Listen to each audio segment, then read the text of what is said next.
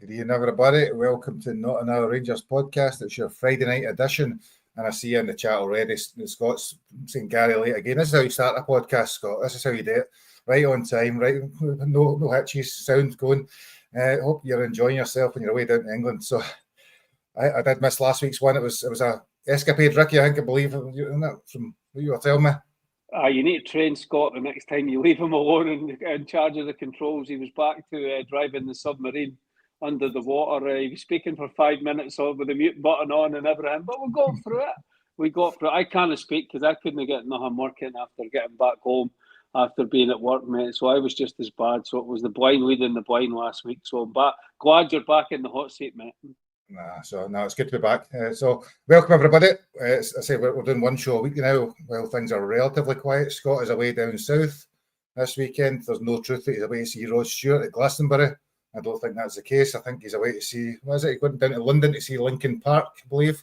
To be fair, no more Rod Stewart songs. I do Linkin Park ones, so I can't tell you enough about it. But they're down in London this weekend, so he's away enjoying it. It's currently en route down the what's that rail? M1, is it M6? I've never know what one is down in London. M6, I think. Well, M6 part of the way, and then it changes after the M6 is the nightmare one. It's like 40 mile per hour all the way with the traffic just backed up. It's a pain in the arse. So, and he's still got 200 odd miles to go, so he'll be there at midnight. So anyway, welcome to tonight's show. How are we, Ricky? How have you been since last Friday? Well, I've not been sunbathing. I've had a pigeon problem on the roof, so I've been working on my roof all week, putting metal around my solar panels, man, birds under my solar panels. So that's why I look like I've been duking for chips, mate. I'm bright red, but apart from that, we're all good. See, in Cyprus, I don't know what it's like. See here, all I've ever seen nowadays is pigeons eating other birds, right, constantly. I never used to see that. I was driving in this morning. I thought, you ever see birds eating other birds? They're savage, Gary, man. Oh, they eat everything, mate. They're absolutely savage. They're fighting on the roof. The mountain mess they cause, mate. So I've been doing that all week. But I've done it. I've did it right. I took my time, so everything's good now. Hopefully, I think I've defeated them. So we will see. And tanned all over. Tandle. No, I wasn't working in the buff, mate. I had my bits covered up. I was working with meshing metal, so there was no. I would end up chopping my bits off because I was working with big, heavy-duty tongs and stuff, mate. So no, everything was covered. Good. Ross, you were saying just before we come on, this is you on holiday time now. Aye, holiday. Fly out on Monday, so. Out of office is on, do not disturb. Came on at the start this week, Gary. Last week I was lying, dozing on the couch in the full living room, lit up white. It was Ricky and Kerr sending up the bat signal to save the podcast. The view was absolutely tanking. They're like, we can't get in it and working. We need some fun injected in. It was it was good to catch up with the boys last week, and then I said I would come on this week, so here I am. Do you know, Ricky, this Ross, you just reminded me, know you're doing well, right? So I was at my mum and dad's at the weekend, so thanks to my mum in the background there, Timu specific, Rangers back crest there, but what she says is, she hears in the background, my dad's watching it, and she says, that wee guy looks quite young, he's really funny. So I don't know what he's talking about half the time, because I don't know anything about football, but he's a good laugh. So there you go, that was a compliment of the day from my mother when I was there at the weekend, so... That's how I've got a missus as good looking as Cole, mate. Funny gets fanny, that's what it is, mate. That's what it is. I don't know. Answer that. How do you respond to that one?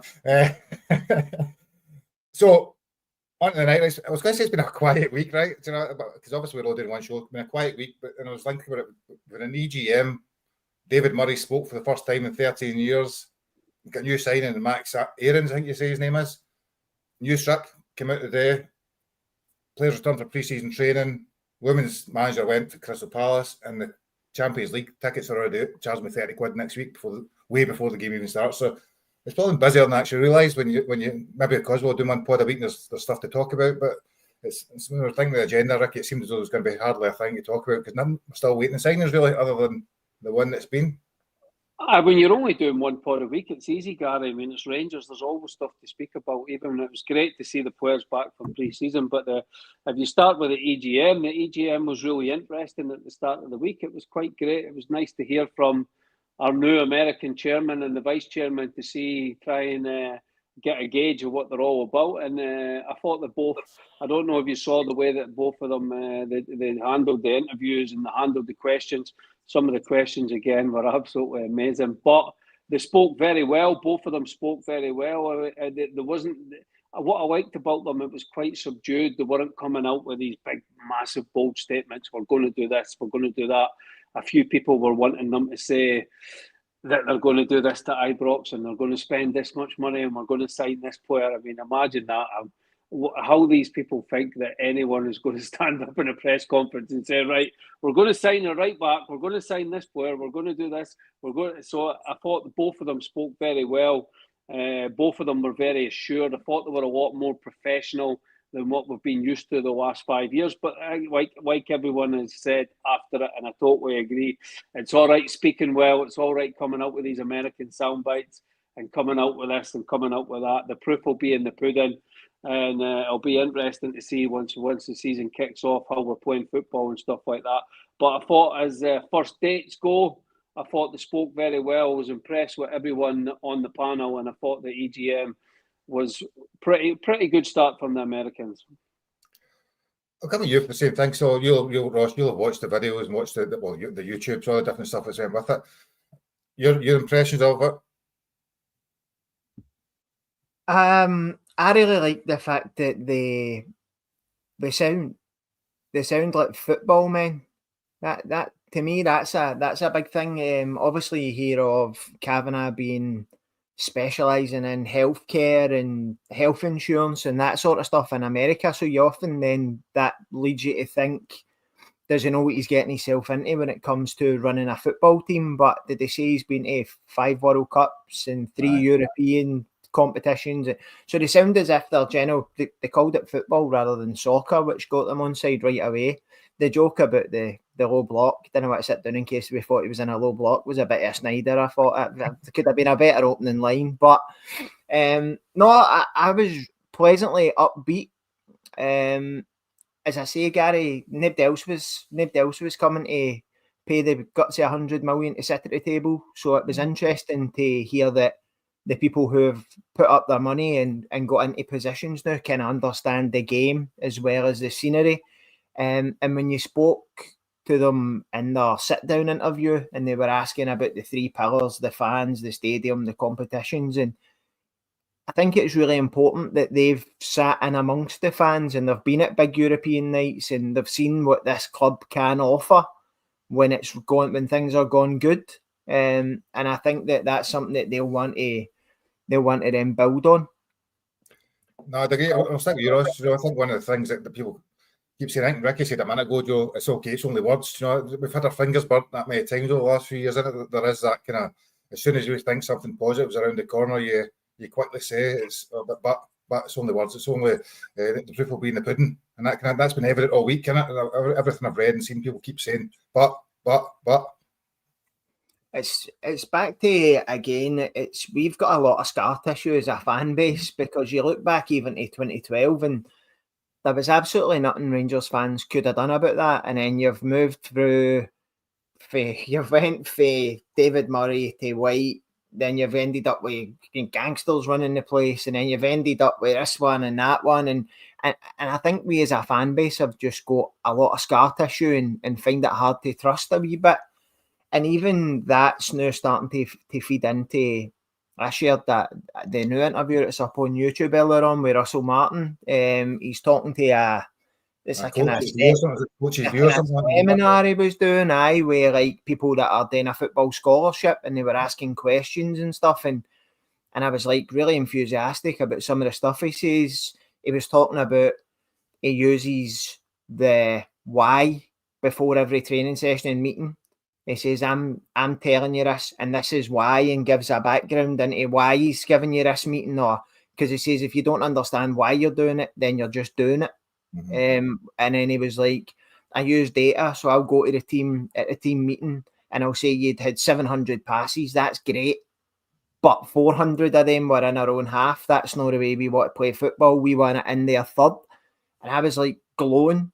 But then you say to boys in other group chats and stuff like that, and they're like, Michael Beale sport a good game as well. And you're like, it's just scar tissue. Like, until until we're back wafting trophies above our heads on a yearly basis, people are always going to be wary because we've been burned so many times. We've bought into it so many times. And one thing nobody will ever be able to say about the Rangers fans is that we don't still get excited and back people possibly too much, in some cases for too long. But I would say that the scar tissue is definitely an issue, and Russell Martin will know that, and he's going to have to peel back the layers with what happens on the park and the general atmosphere in the club. No, definitely. So I don't know if you've watched the coach's interview thing. I've never seen it, Ricky, but certainly I've seen a wee clip in TikTok, tiny wee bit, and he was talking, as you say, about we don't just play one style, we move it about. If they're pressing forward, we'll get the ball forward quicker and all that sort of stuff in it. So I think he's heard the talks well. Yeah, no, I've seen bits of it today, and then I realised that I think it's quite old. I don't think it's brand new. I noticed it was on YouTube today, but I think it was from the way that he was speaking. It was just after he did Monday Night Football with Jamie Carragher, because he kept referring to, I was just speaking to Jamie Carragher off air about this, because I think even though Jamie Carragher gets a lot of stick, he's actually quite smart and quite tactically astute, Jamie Carragher. So I think it was. I didn't watch it all, but it was any time I hear Russell Martin speak, he speaks absolutely amazing, and he wants to do the right things, and I hope that he is the right man to take, because we need an identity as a club, Gary. We've not had any identity for seasons and seasons. We've changed manager, and we've went from a manager here to a manager there to a manager there to a manager there to a manager there, and none of them play the same way. And now we've got a squad of players, and you see it. I mean, we're watching the training videos, and we'll get onto that later and stuff like that. But you still see players. You see Proper, you see Dowell, you see Davies, you see these players, man. And it's just the squad is a complete mix and match of people that managers have just signed, and none of it makes sense. Absolutely none of it makes sense. And Russell Martin will not be able to get a tune. And I'm absolutely loving what Rangers are doing just now, because I think we're taking our time. I know people are getting impatient and stuff like that, but I like the fact that we are trying to move on Dessers. We are, if Igamane is moving on, we want massive money for him, and we're going to and I would listen, if we break even this summer, right? And we sell, I don't want to sell Raskin, but if we sell Igamane and give Russell Martin, because it all comes down to the tools that we give Russell Martin. He can talk a good game. Felwell can talk a good game. Ringy can talk. Purdy can talk a good game. The Americans can talk a good game. But nobody can get a tune out of the squad of players that Russell Martin has just now. Nobody. So he has to be given the correct tools. And I like the business that we're trying to do just now. I like the players that we're trying to move on.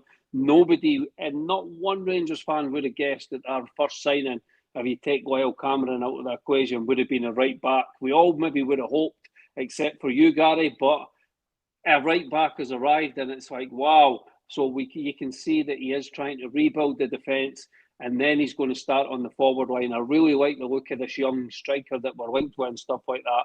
So Russell Martin can speak as much as he wants, but we need to give him the tools to be able to do the job. And it will be interesting. You really can't judge until the 1st of September. Once that transfer window closes and we see the squad of players that we have and the tools that Russell Martin has, that's when you can start judging him as a manager. Panathinaikos, I think people are exaggerating. I keep saying it with how good a team they are. They're very beatable for Rangers. We got to the quarterfinals of the Europa League last season, but we need to give him more players than he's got just now, because he's lost a lot of quality, even from the squad that we had last season. No, definitely. And we are going to talk transfers. We're going to talk players in. We're going to talk how Tav's still going to play in goal, so he's make sure he gets a game. All the different things we're going to cover for there. But Ross, you're the young one of the team has been doing these things. And I was just thinking as Ricky was talking, and it's not even that. Max Arrons, obviously, I had interviews with Murat and Kavanagh. One of the things I've noticed, right, is that they've really ramped up Rangers, their social media presence. Really, I mean, the last month or so, and I don't know if that's been a deliberate ploy for being very quiet. Now, everything we're doing, there seems to be a lot more media articles, a lot more stuff coming out, a lot more TikToks, a lot more viral stuff. I don't know if is it just me, or is it Jink's been a bit of a deliberate change attack? Have they not got a new kind of commercial group that I would imagine the 49ers have got, publicity people and stuff like that. The whole, let's be honest, the full club needs an overhaul. It was good to see when Arrons signed the wee daft YouTube video. It just brings something different rather than the usual.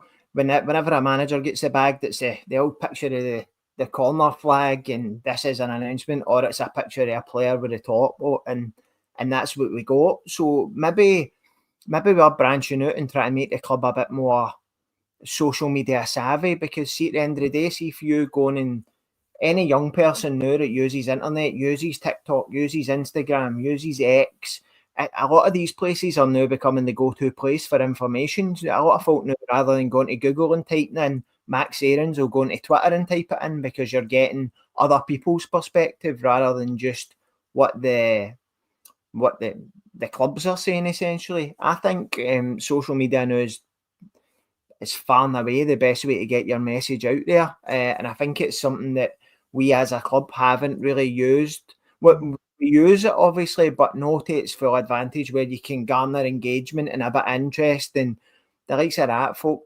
retweeting it because it's got a Goofy movie in it. Somebody going, oh, I remember a Goofy movie, and or the Grinch or whatever. Do you know what I mean? I think I definitely think it's time we upped our game in that space. God, it feels as if the social media team have got about 50 folk in it as well. So that to me is a positive, Gary. See anything that can be, you know how many folk are going to retweet a statement, but you might retweet a video, or you might retweet, and the likes of that. What I would say is the club are possibly the new missing a trick whereby they're putting everything on YouTube free to air, whereas usually at this time of the season everybody jumps on Rangers TV to get that behind the scenes of a new player signing and the first day of training, and we seem to be putting all that content out there now, and I just wonder if that's just a wee hook to get folk, oh, this is quite interesting, and then it'll start going behind a paywall again.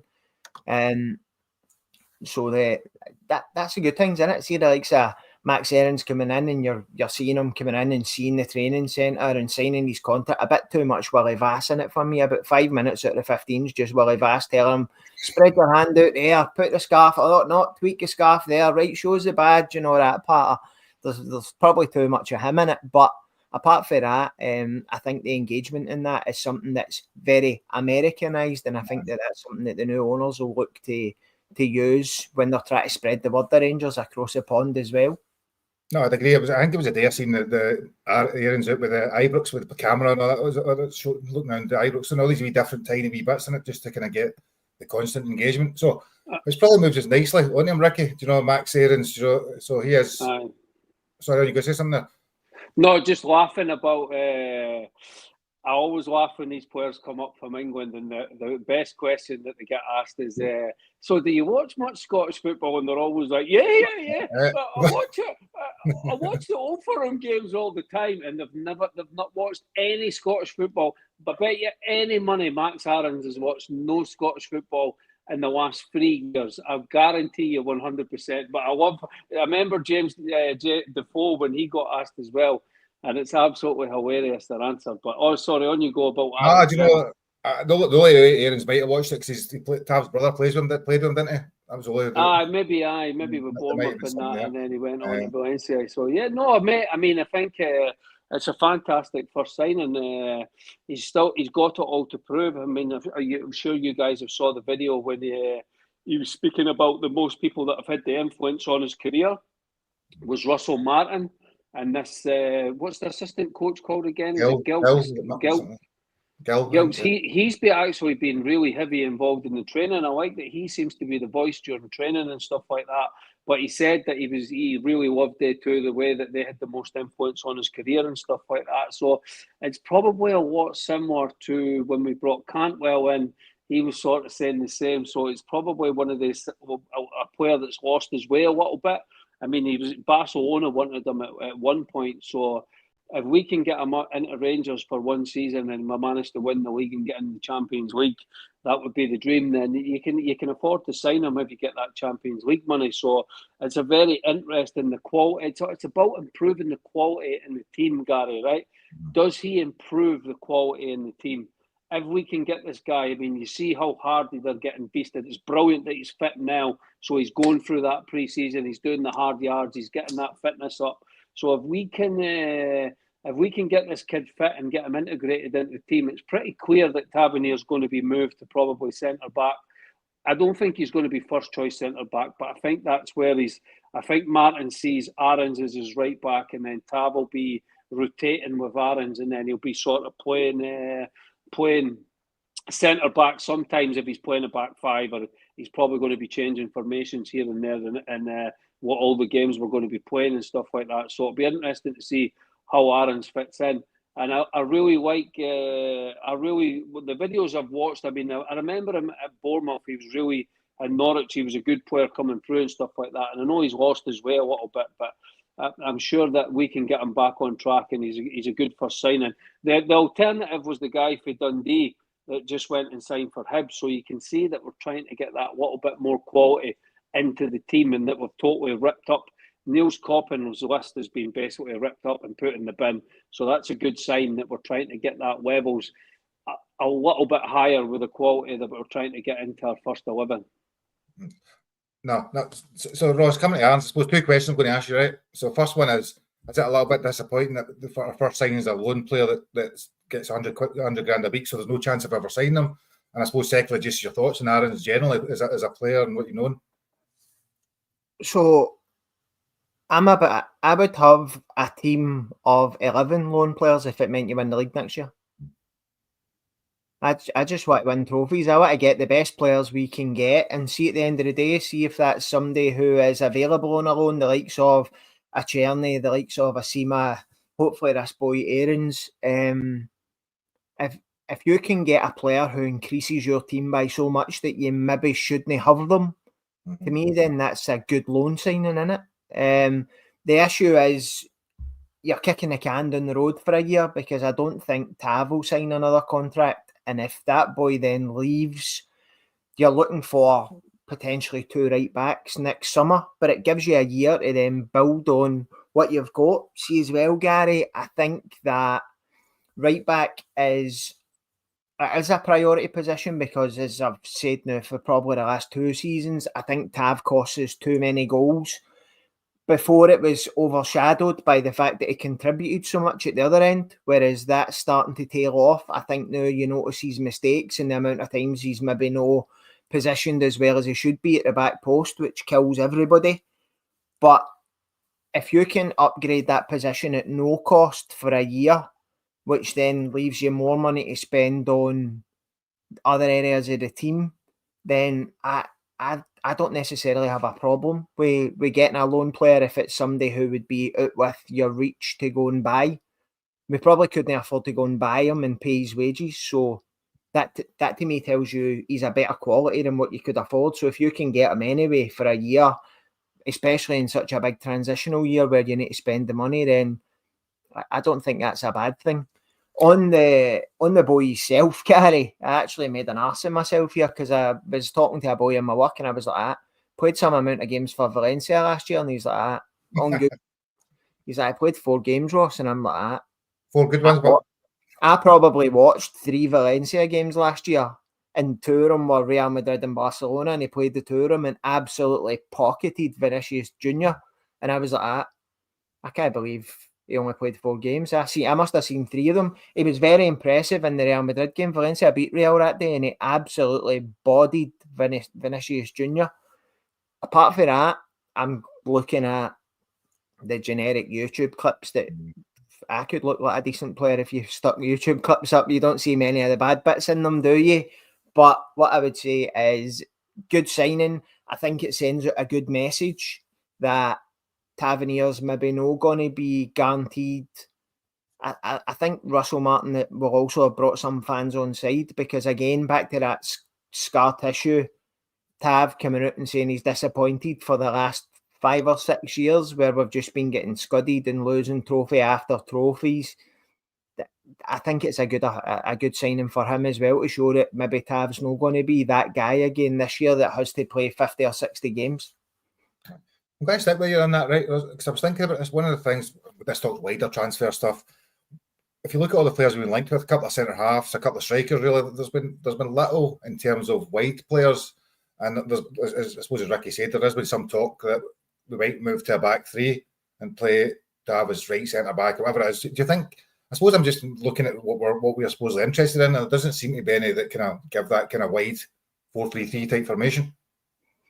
Nah, but I do think that if anything, through the whole manager hunt and everything else, I think that the news coming out of Ibrox is tighter than a duck's arsehole in it. There's not much leaking out of there, so I think that we've finally managed to put a lid on that. And even now, you've got David Edgar from Heart and Hand saying that Rangers have not back a bid for Igamane, and you've got Stevie Clifford and Chris Jack the night saying there's been no bids received. So even the so-called big hitters of the fan media world aren't quite on the same page either.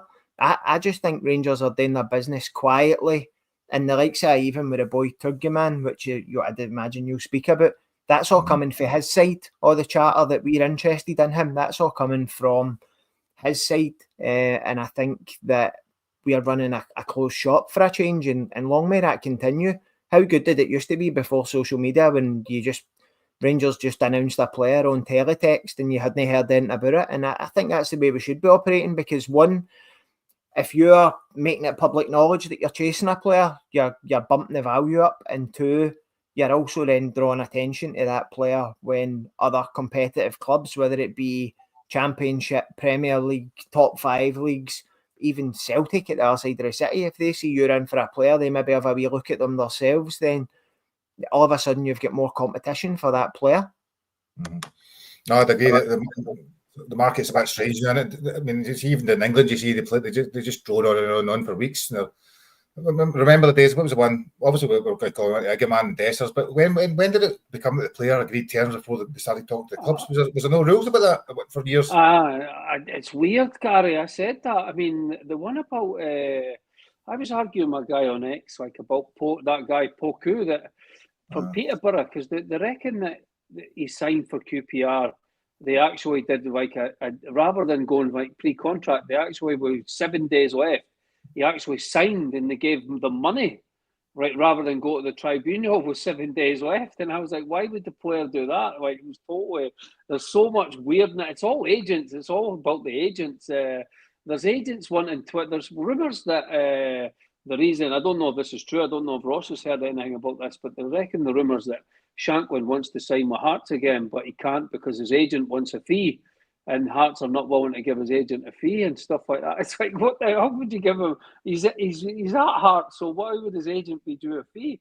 It seems to be agents that are stirring the pot and coming out with all these magical new rules, which is, and there's another agent wanting 12 million euros for a transfer and stuff like that I heard and stuff. The agents are just out of control, Gary. Football's so... It's supposed to be regulated, but it's so unregulated realistically. I mean, it's always went on, let's be honest. I mean, now when you get these podcasts like Open Goal and they've got the English version and you hear players speak about, oh yeah, I got in a car and I went and met Walter Smith and David Murray. They're so... And even you hear Scott Brown when he signed for Celtic, he tells a story about he got wined and dined by Dermot Desmond compared to what Rangers had him in the back of a car with Ali and Walter and stuff like that. So it's always went on.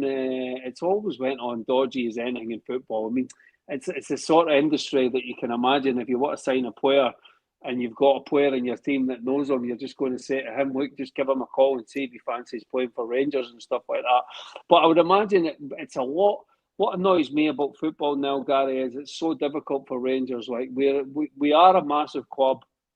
We've got a massive fan base. We're a Europa League team just now. We're hoping the Americans are going to change that and make us into a Champions League team again.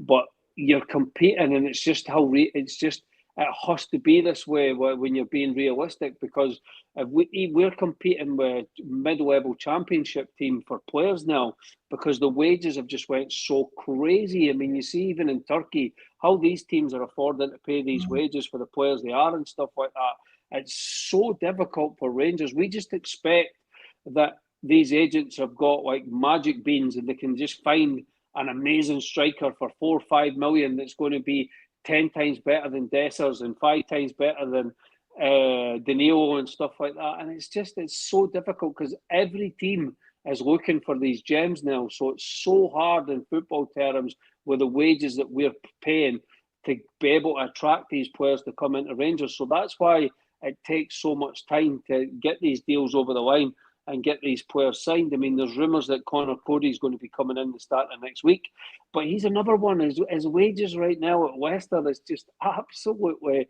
it's more than double what we're going to be able to pay him for him to come to Scotland. So he has to be a Rangers fan to sign that contract, to say, okay, I'll go and have 3-4 years in Scotland, and I think he'll be a great signing for us. But that's how it's so difficult for us to sign players now, Gary. No, definitely.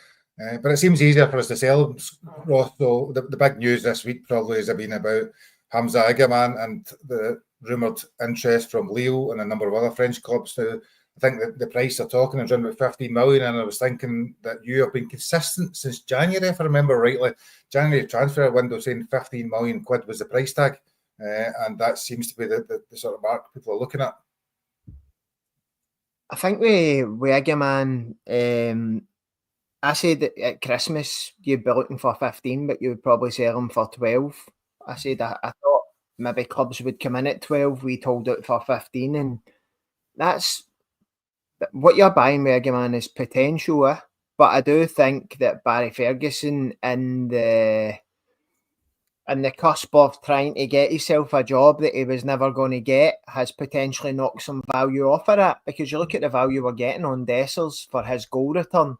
If he'd have played Igamane through the middle for the last 10 or 12 games of the season and he'd netted another 6, 7, 8 goals, then maybe that number gets rounded up another wee bit.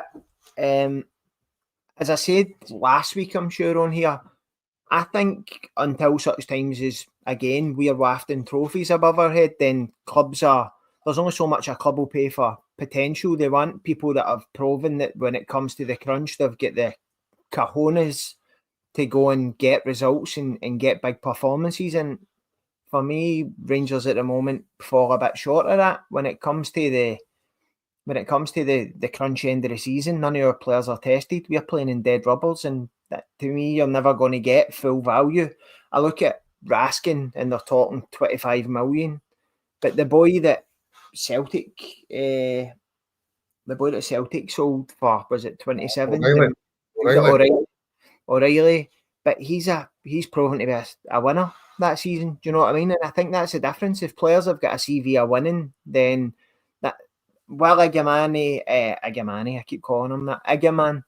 Will Igamane probably make us every bit as much if we can get, say, a 20% sell-on clause? I think there's a good chance if you can get a 15-20% sell-on clause on Igamane, it goes to France, tears it up. I think that you're probably only 40-45% of him at his ceiling now.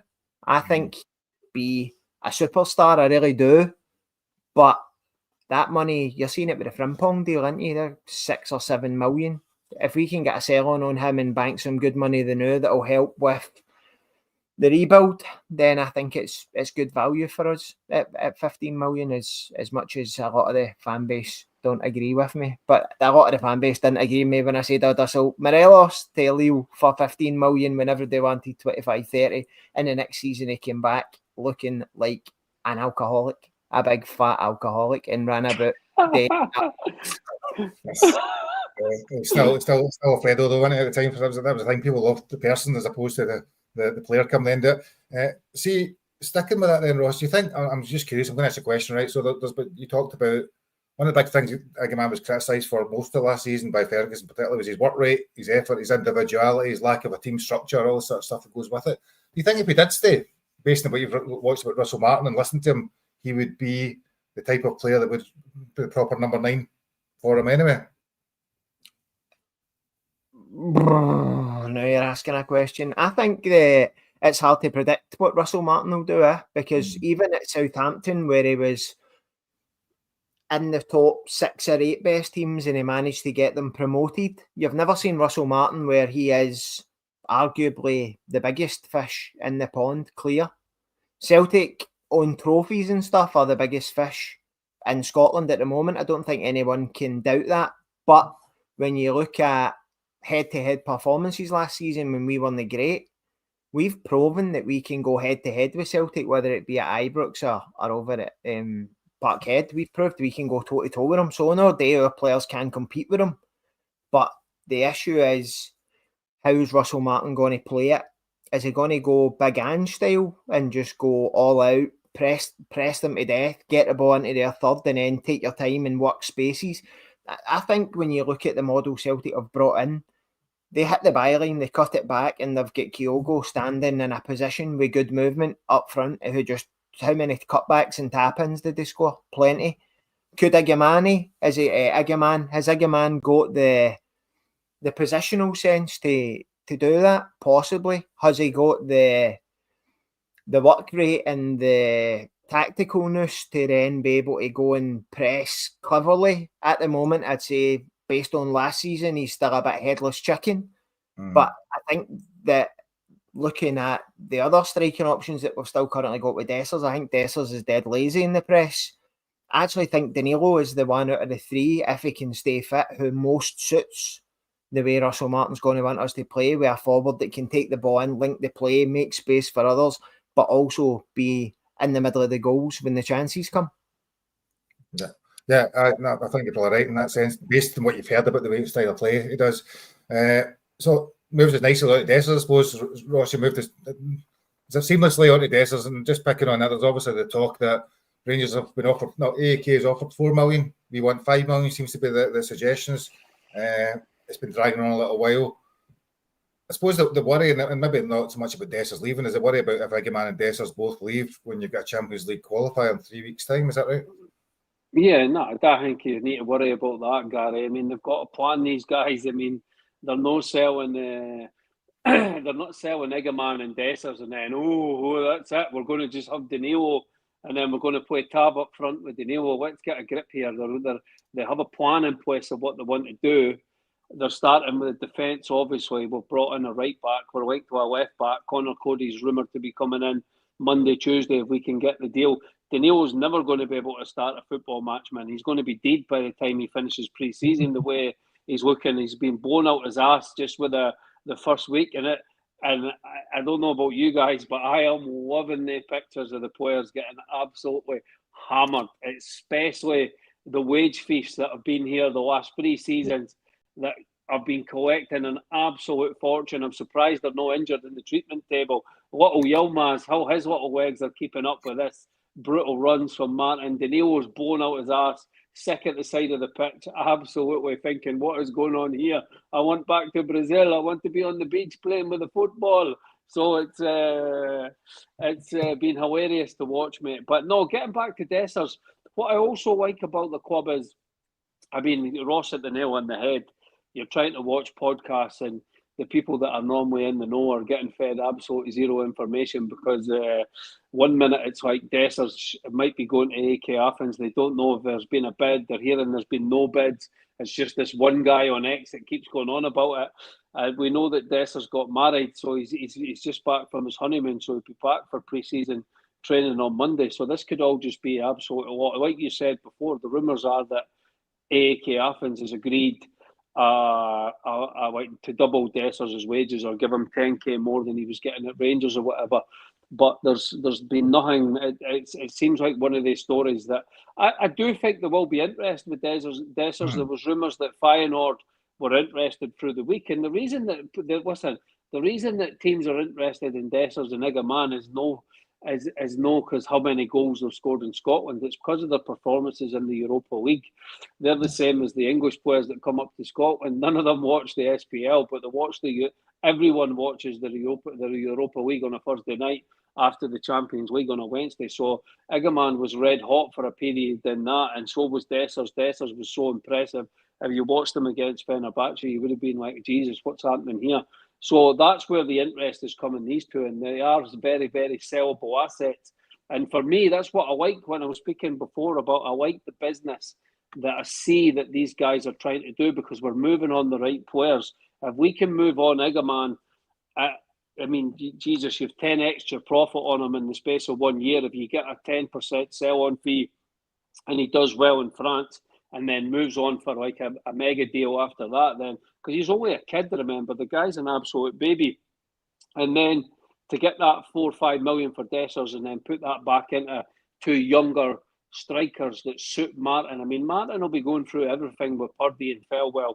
They're all three of them are workaholics, so they'll be going, can we get this player? What have we moved this player on? What have we moved this player on? So I know a lot of people are in the comments saying about, we should have signed more players by now. We should have done this. We should have done that. And it is like 3 weeks until these big matches that are coming up. And I understand people are impatient, but it's important that we get the right players in, and that when we turn the squad over, the squad is turned over with the players that play the type of football that Russell Martin wants to play. And also something really exciting, I'm loving the young players. The young players have looked great in the videos this week, so it'll be interesting to see who he keeps, because he's got 5 or 6 coming back on Monday from international duty. So it'll be interesting to see the kids that he keeps with the group, and there might be a few surprises in there. I keep in touch with Willie Irvin. I speak to him all the time on X about the Rangers, because he's brilliant for telling you about this player and that player. So it'll be interesting to see what the training videos look like next week when we get to Tuesday, Wednesday, to see what youngsters have been told to stick around with the first team and what ones have been sent back to it's under 19s or on loan, whatever's happening to them now. So there's a few youngsters in there, so it'll be exciting to see these videos next week. No, definitely. I was going to come at you, Ross, and I'm going to come at you, but I suppose, as you say, there's very little real information leaking out of Ibrox, so there's not enough, a lot of players looking at, you're hearing about leaving, so there's odd stuff about Ridvan, Dowell, Davies, Matondo, McCausland, clickbait in some ways because they're sensible, because they're not wanted. But I'd like to focus more on the ones that have been linked with us potentially, so because there's been some strange ones. So we've got Connor Cody, Owen Beck, Igamane, you mentioned earlier, I'm probably picking them a wee bit. The guy from Peterborough, the centre half. But also weird ones today I read. So I was looking through the dates, see Aaron Ramsdale, Luke de Jong, Christian Eriksen. There's a lot of weird signings being mentioned with no real logic, and that could be also, as you say, there's just clickbait material, nothing's coming out. Just broadly go over some of the stuff that's there. What's your thoughts? The Ramsdale one interests me greatly. I'm actually a big fan of him, and I think he ticks the boxes for what Russell Martin's looking for as well. I've been able to take the ball at his feet. I've heard the unconfirmed rumours, Gary, that Dessers isn't starting back training next week due to a muscle injury. Is this what Sonnyman? Aye, he's got a bruised penis. Took him 13 times to score. Tried to jump on the bed on his wife and landed in the flare 13 times. It was a Dundee-like performance. Was that Rendon? No, the Ramsdale, mate, I think he's a really, really good goalie, but I just, the likes of him and Eriksen, they seem to just be ones that are, they're too the box, aren't they? I know that we said when Ramsey was linked to us, or that will never happen, but I just don't know. I definitely think, I've been watching the comments, I think that we need a goalie that can play in that system. We spoke about that last week. I don't think Butland or Liam, for what it's worth either, are consistent enough to do the two sides of the game, pull off the big save at the big moment, and also be essentially a third centre half or a fourth centre half if you're playing 3 at the back. The big Dutch boy, De Jong, but when he played against us at PSV, very, very, very good. Great touch, composure, finisher. 34, so could bring a bit of experience. If you're losing Dessers, that could be your experienced guy. But again, I just don't know how he fits into the Russell Martin press teams to death at that age. And I wouldn't imagine he's coming on a last. He says he's got another big deal in him. I don't see him coming here for mega bucks if he's not going to play a lot. Mm-hmm. So how good is it, but to be linked with decent players? I think the Ramsdale one came through TalkSport, so it's not as if it's some diddy sitting in their Moz basement and it's came up with that rumour. It's came through like a proper channel, but we'll see what happens, Gary. And what was thinking you? And what about Shankland? Then the latest on Shankland. I heard somebody said earlier on, obviously, wasn't it, about the fact that his agent, or Ricky was, his agent's wanting megabucks from the State Hearts. His agent. His agent's a good Rangers man, so maybe he's hanging off on the Rangers. He's under Neil McCann's agency group, isn't he?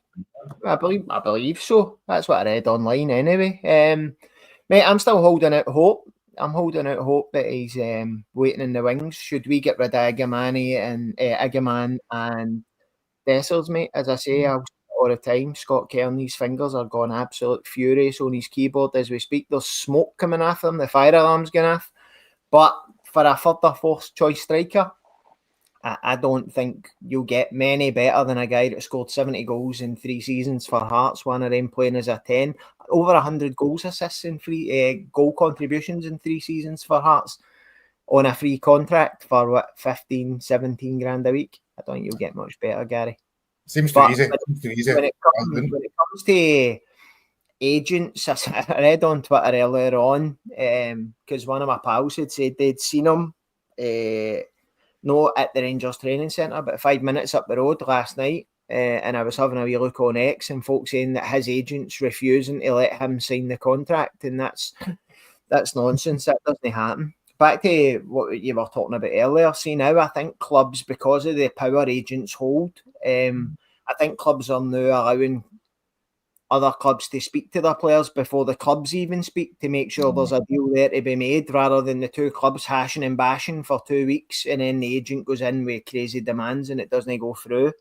So on Shankland, I don't believe for a minute that his agent's telling him he can't sign a contract. He's a fully grown man.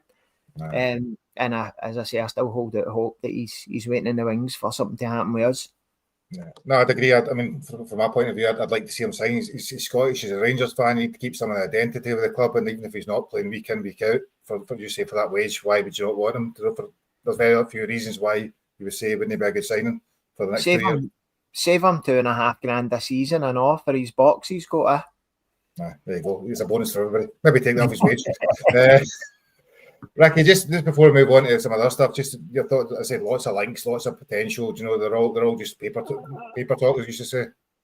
Yeah, it's always bizarre, these links, and I agree with Ross. It is great to be linked with better standard of players again, but you just don't know how Ramsdale, like the wages that he's on at Southampton. It's weird that he's leaving Southampton. So you're speaking about like such a huge wage these guys are on. So you just don't know how we'd ever be able to finance. Because how many, like you look at our ceiling, we can only go so far, even with players on 30k. We kind of get to a stage where you've got 10 players on 30 grand a week because we just can't afford it. Because a lot of them are not available all the time, and we've still got, I mean, like these players that we're speaking about before, Gary, your Davies, your Dowell, all these players, they all got given crazy contracts with the Danilo, Yilmaz. All these players are on like ridiculous money. So how are we going to? We've got to move these players on before. I just can't see. Some of the names linked, I just can't see coming to Rangers. But it's good to be linked with them again. The one from De Jong, I mean, he's a really good, big, powerful striker. But would he work in a Russell Martin system would be the question. I'm sure he would. I'm sure in Scotland. I mean, he still almost got 20 goals last year for PSV. So I think that one, I don't know if there's any legs in that. I think that's more agent talk and stuff like that. And a lot of these links as agents, Rangers names, you can see they know that we need many players. So our name's just getting chucked in. It seems every deal our name is getting chucked into just now. So, but once it will be interesting to see if we actually pull any of these off. Somebody said Miovski in the comments as well. I mean, he was a good striker at Aberdeen. Would you take him? Depends what sort of money they're speaking about. But if as one of the two, I mean, I would be quite happy with the Israeli guy, and then Shankwin for me on a free would be a no-brainer, and then spend your money on real quality in the wide areas. I mean, I would still be looking to do a deal for Cherny if that was possible. Not for 9 million or anything stupid like that, but if you can get them down to 6, 7, for me, it's a no-brainer because he got numbers in Scotland for a couple of years. I think he would be a brilliant signing. So it is going to be interesting to see what we do with that front four for Rangers. Yeah, no, I'd agree. You always get a bit fed up talking about signing targets and players going until these things happen, doesn't it? Because it is just nonsense. You could go on forever talking about it. So I'm going to. We've got 10 minutes left. Do you know what I like to talk a wee bit about David Murray? Right, so David Murray spoke for the first time in 13 years, promoting his book is out next week. I only watched the 10-15 minutes. He was quite defiant. It wasn't really his fault. You know, it was the financial crisis. It was HMRC. It was Craig White conning him. He did apologise at times when he was forced to, but he didn't really seem to genuinely believe it. And I suppose just get your thoughts. I think I'll come at you first, Ross, but my view always, it's quite difficult. I always think it's quite difficult to think of David Murray because his legacy, his first 15 years, won all sorts, 5 or 10, or life was great. The next 7 or 8 years, it was a bit of a disaster, and then it obviously leaves the way he did. So it's quite a difficult one to probably evaluate in terms of where he was at, and also when you listen to him now, he's obviously promoting the book, and there's going to be lots of talk around him over the next few days. I always go back to the Walter Smith quote, Gary. See if David Murray got duped by Craig White, it would have been the first time in that guy's life he's ever been duped because he was so far on top of everybody else. He was a swindler himself when it came to Murray International Metals and Murray International Holdings. So I've not watched the interview. I won't watch the interview. Don't really care what the guy says, mate, to be honest.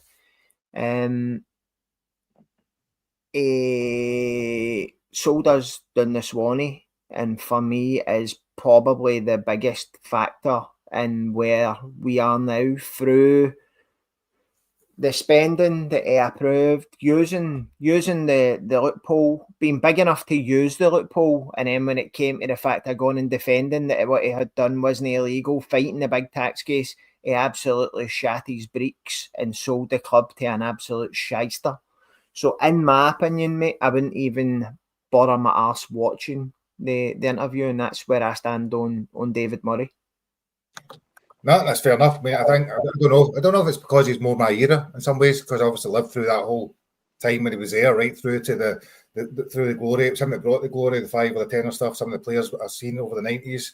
That there's a little bit of me. It's a bit like an ex-girlfriend, you know. Some ways in it when you've got some feelings for them, but they also shafted you at the end potentially, Ricky. But there's kind of mixed feelings at certain points.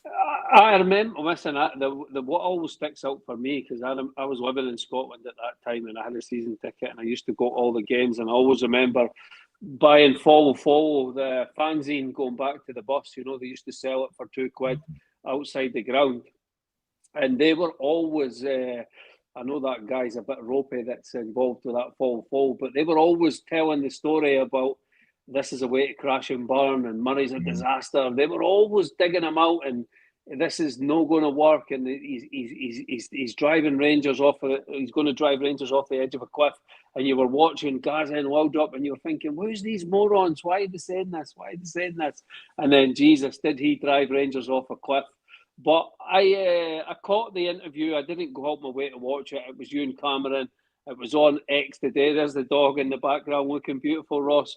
It was on X today, the interview. So I did. It was only 15 minutes, so I was intrigued just to see him and see, because it's like you put yourself through that pain a little bit, and he's got no remorse, or he doesn't take. His apology was bullshit, basically, right? And it would have been better if he just owned up to it, mate, because it's a bit like we've got all these people back on the scene now pretending they're massive Rangers fans. We've got David Murray, we've got Stephen Naismith. Whitaker will be next, you know, someone will be doing an interview with him and Rangers. It's like, guys, you can't, what you did to our club, it's not like you went and signed for another team. I mean, Jesus Christ, Kenny Miller's got more respect than you do. I know who he signed for. So I agree with you, Gary. I mean, it was amazing. 9 in a row was amazing. Watching Gaza, Waldrop, the teams that he built, the players that he attracted to Scotland, it was absolutely unbelievable. It was great times being a Rangers fan. And you've got to remember, that EBT thing came out that it wasn't even illegal in the first place. So all that nonsense that was garbage. I mean, it was proved in court that it was legal, and it was all this big massive investigation that happened against us was a lot of crap. But it was very painful at the time, and he did absolutely ruin our club. You can't just say that, okay, David Murray, if you live in a neighbourhood and you sell your house to someone who burns down the neighbourhood, you've got to take a little bit of responsibility for selling the house to the arsonists with petrol and the gas that's running about the neighbourhood, setting everyone's house on fire. That's exactly what he did. So come on now. And if he see, the thing is with these people, and it's my personality, my personality as well, Gary. I hate admitting I'm wrong, and I hate saying that I've fucked up or anything like that. But I know now, with the experience I've got as a human being, and Ross will tell you, he always goes on about his mistakes. See if you just own your mistakes, and see if you just sit there and you actually speak to people and you look them in the eye and go, look, I completely fucked up. I was drowning. My companies were going bust. My companies were this. See, sitting in an interview at Ewan Cameron and writing a book and saying, "Oh, it wasn't my fault. It was because the banks were 2 banks went bust, and then there was a financial crisis that happened." Craig White, he had all the evidence, he had all the money, and it was come on, man. You're making it worse for you. And you're making the situation, it's like opening that wound again and then putting your finger in it and stabbing your finger in it. And even the timing, Gary, for me, the timing is pathetic as well. The 49ers have just came in and it's like, come on, let the guys get on with it. Why are we dragging all this up? And I know Ewan Cameron, he's a journalist of sorts. He's got to get it out there. So I don't have any ill will against him because that's his job. But David Murray, it's like, come on, at least own it, at least take some responsibility. But his apology is completely worthless, mate. It's fascinating to hear from him after all these years, but he will go down as equally as Craig White as the person that basically destroyed Rangers and put us through from the best period to the darkest period in Rangers history, and nothing can erase that. Yeah, no, 100%. I was actually looking forward to listening to him in some ways because I just want, as you say, just want to be honest and say, look, I made a mess of it. If I'd go back time, I would do X, Y, and Z differently. I ruined it. It was my fault, etc., etc. That's it, mate. But that's what you should do. That's what you should do. But he's he's still trying to make excuses and blame everyone else. And it's like you don't know anything about Rangers fans. If you knew anything about Rangers fans and Glaswegians, they would respect you 100% more if you just owned up to it. But what you're doing is just making you're showing yourself up to be a bit of a narcissist, and it's not shining that much light on him as his personality and what he did in the past, mate. It's like, come on. No, Ross, you were going to come in there, I think, were you? You going to come and say something else? No, sorry, I was trying to get the dog to no jump up on me again. That was Rana coming up because Chops jumped on last week. The puppies, like, I have a wee go this week, so I'm just trying to calm the dogs. So no, see, Gary, on admitting your mistakes, that's kind of where I'm going at. So Murray was clever enough to use a legal loophole, but when the big tax case came calling, he got off his mark and sold us to the first person that would flash their knickers at him in order to avoid having to go through the process of proving it was a legal loophole. To me, that's the worst part about it.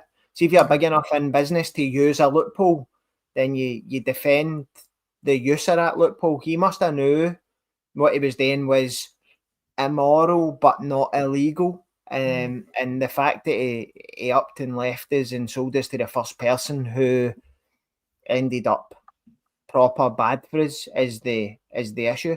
Scott, I know he wasn't the only one using it, but my point is, if he knew he was using it and he knew he's a smart man and he's a guy who's a multi-millionaire, he's got good lawyers, he would have knew that what he was doing wasn't illegal, but it might have been a wee bit immoral and it's a wee bit of tax avoidance and it's a wee bit of this and it's a wee bit dodgy, but it's legal. Then go and fight your case in court. Don't sell the club to the first person that will come and say, "Oh, I'll give you £1," and take that court case off you, because it's no good for the image of your other businesses, Murray International Metals and whatever else. That's the biggest issue I've got. See if he'd have stayed in the tax case, which ended up, as Ricky says, in the end being it went to nothing. So listen, I'll screenshot that and send it to my mum because she doesn't ever talk sense. No, you're 100% right. So we're going to finish this. We're an hour in. So last thing that popped into my head was obviously Ross has got the glorious new home strip on. The third kit was released today, or yesterday, this morning, wasn't it? Just what do you think? I thought it looked outstanding. As we were talking before the pod, it's different in various different images. It's merges from black to grey, and depending on what way you see it. Yeah, no, I like all three kits, to be honest. I think they're going to be smart when we get... I don't know what why we're bringing out a fourth kit. I mean, Jesus Christ, man. There's another one coming as well. There's another one, aye. Stevie Clifford was going on about it. I heard a pod I was watching just before we came on air, and he's seen it already, and it's like a fourth kit coming out. It's not that red one either.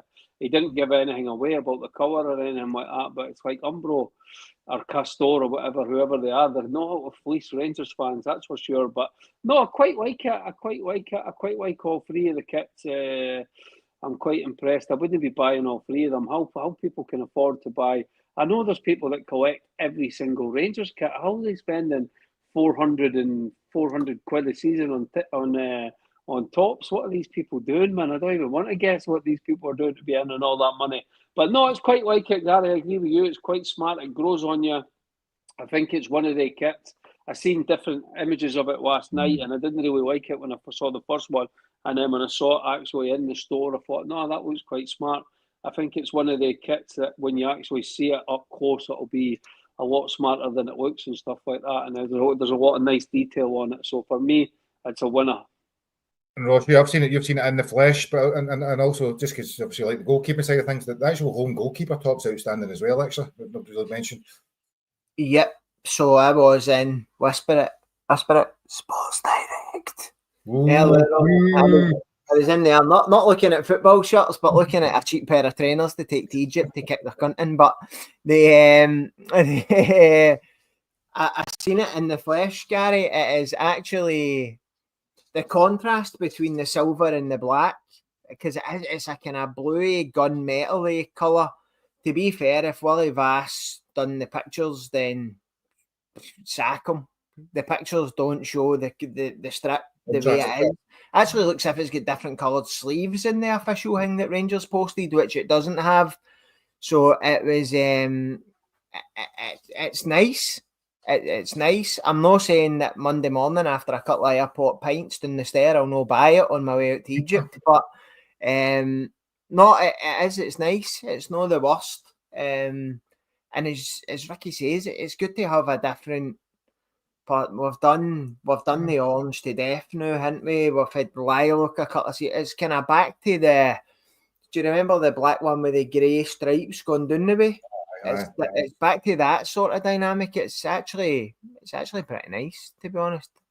No, most of the strips have been decent so far. I think all three of them so far. Fourth one, we'll see. That's probably going to be the more trendy one for casual wear. I think that's the way they kind of work it. So I think that's probably enough for tonight, because I need to go pick up my son to work and he'll be sitting raging. It's 9:30 finishes. Well, Gary, you've got a comment from Karen. He sent you a text message. You have to tell the viewers that we're on next Thursday night rather than Friday, because you're for a night out and Kerr's moshing again. So I'm not doing the pod on my own. And I don't know if Ross is available because he's a busy man. So he's in Egypt, so he's on holiday. So I'd be a one-man band. So as Ricky's reminded me, that we will be back next Thursday night at the same time. Just so no Friday show next Thursday night, just because for 1 week only, because we've got other stuff on. So join us there, or you'll catch us whenever you want on Friday. You can watch it anytime afterwards. So the whole day you can watch it. So on that note, I think that's probably us for this evening. I don't think there's probably much else to cover. Please like, share, and subscribe. Ross, have a fantastic holiday. Thank you very much. Enjoy Egypt, mate. We can look forward to the pictures of your nice black strip on. Hurghada, where the Sharks are a bigger danger than Dessers is to your mental health. Just wear your JD trainers, man. The Sharks will be scared of you. And Ricky, you just stay out the sun. I think, to be fair, it's probably best you stay away from the sunshine for the next wee bit, if you possibly can. No chance, man. I've got work to do. Huh? So by the time I come back, I want to see you with a deeper plunging V-neck. I want to see you getting longer and longer every week. Till it ends up just a mankini. Till it ends up a mankini.